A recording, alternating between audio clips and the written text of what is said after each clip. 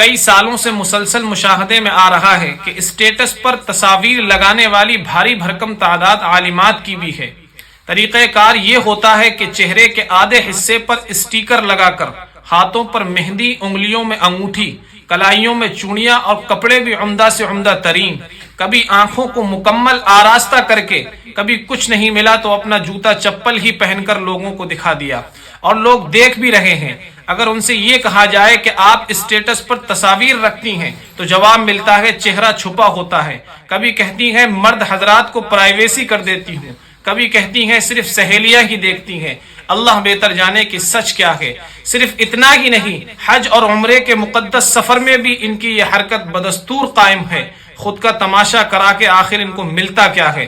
پھر جب عام خواتین کا یہی کام کریں تو یہی عالمات اسٹیج پر جا کر لمبی لمبی تقریریں کرتی ہیں۔